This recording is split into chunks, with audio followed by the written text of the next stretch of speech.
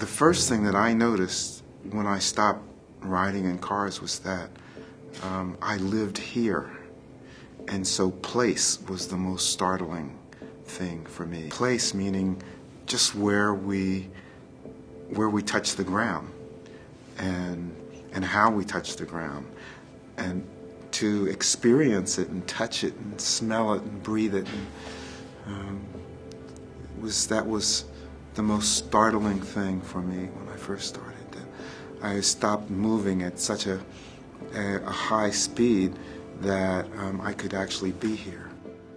I actually go back to the oil spill, back to the first oil spill that motivated me to start walking. But that spill was the spill that, I guess, given the dubious honor of starting the environmental movement and starting the first Earth Day. So the first Earth Day happened the following year from those people who rallied around that oil spill, very visible spill. And some people have said that no matter what we do now, if we do all the right things and stop using motorized vehicles, and that we're still going to be spilling oil because we're not going to wean ourselves from oil. We're still going to be using so much oil. I'm not so sure I agree with that, I think.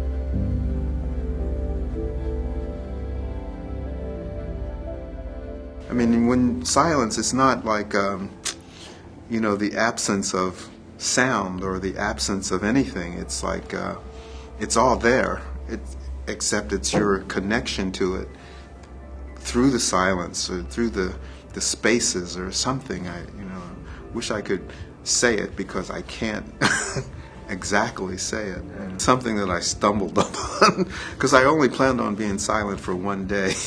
There was more to listen to than a day's worth of being quiet. But it's an agreement between two people. The communication, I think, is best that way. And so storytelling, once you start without speaking, telling your story, when you have words to use, wow, then you can really tell a story. But the story actually comes from you, from your life that you're living, and you're not making it up. I mean, that's what it is. And so as you live your life and be the person who you are, you're telling your story whether you say it or not. I'm most concerned about how we treat each other.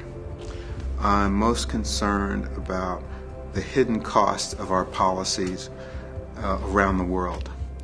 I'm most concerned about peace, because I believe that that's the foundation for all of us to be able to live in the world together. If environment doesn't have human rights and civil rights and economic equity and gender equality and all the ways that humans relate to one another, if it doesn't have that inside as the linchpin or the keystone of what we're talking about, then it's sort of like putting a Band-Aid on a very, very ill person and thinking that that's going to save that person when we're not going to address the root cause of the illness. When I started walking and when I stopped talking, I think that there were a number of people who would think, well, I don't want to have anything to do with John, or I don't want to slow down enough to do that. I don't want to be a part of it. And I realized it wasn't imposition on someone. If I didn't talk, I could talk, but I chose not to. And so some people didn't want to do that, and I absolutely respected their decision. But I felt that I had been listening to America speak to me, so that when I did reach the East Coast, I had come to the conclusion that we are all part of the environment.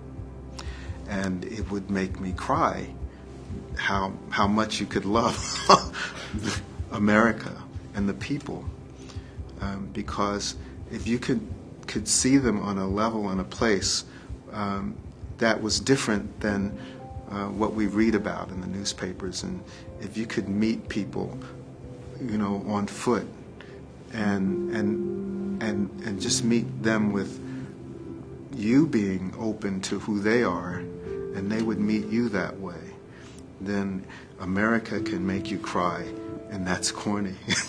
So that's what I mean.